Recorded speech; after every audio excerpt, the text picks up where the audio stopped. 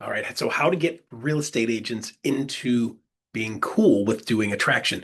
So here's the rub across the board when I'm talking to real estate agents. I ask the question, how many of you guys would like to add some attraction into your business? And guys, it's ridiculous how many people are like, yes, I'd love to do that. The problem is, as we're going into this conversation about attraction, what happens is a lot of times people talk about attraction as a separate animal from the main bucket, which is trading time for money selling houses. So then the next question I ask is, how many of you are spending 100% of your time on doing real estate sales right now, and you'd really need to sell more houses? And all of them are like, yeah, I'd like to sell more houses, right?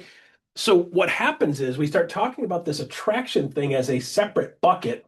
And when we talk about it as a separate bucket, then they think, okay, I need to take some of my efforts that I'm doing on my business time, and I need to put that on attraction. And we'll even hear people teach and train this. And listen, I'm not picking on anybody. I'm not saying you're bad. I'm just simply saying when we're talking to real estate agents, for the most part, if they're not a recruiter, like talking to them about being a separate business and distracting from their current business makes their brain just freak out. So human nature says, well, okay, so if I'm spending 100% now and you want me to spend 20% on attraction, then that means I got 80% over here and 20% over there.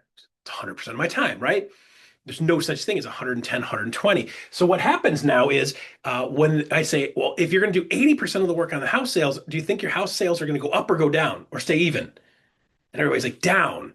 Okay, so most people are automatically assuming if they're at 20 sales and they drop 20%, they're going to be down at 16. If they're at 10 sales and they drop off 20%, they're at 8 sales.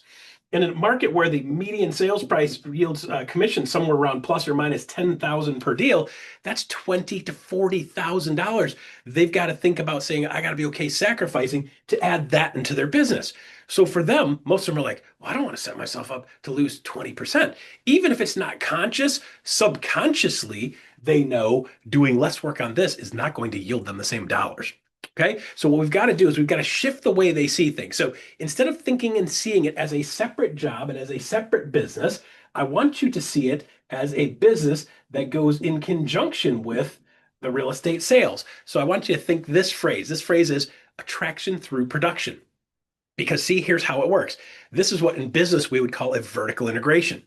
The business I'm doing here, spending 100% of my time doing house sales and so forth.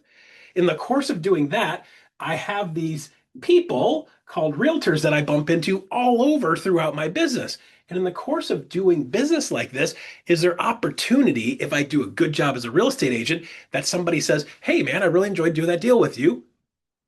Could we talk some more? Or I'd like to hang out with you more. Or it'd be nice to sit down and have a cup of coffee. Or what are you doing to make your business move? Those types of interactions happen all the time between real estate agents. I know I've built brokerage after brokerage after brokerage and helped others build brokerage after brokerage after brokerage from their agents doing co-op deals and the other agents in the market going, I want to hang out with you guys because you guys are cool.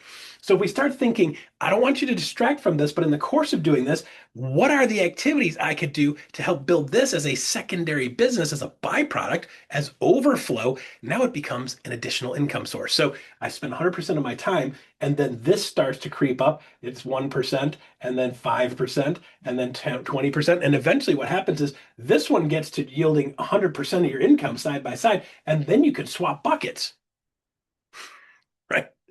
So when you start looking at the business like this, attraction through production, it makes more sense to the average real estate agent. And they think, you know what? I can do that.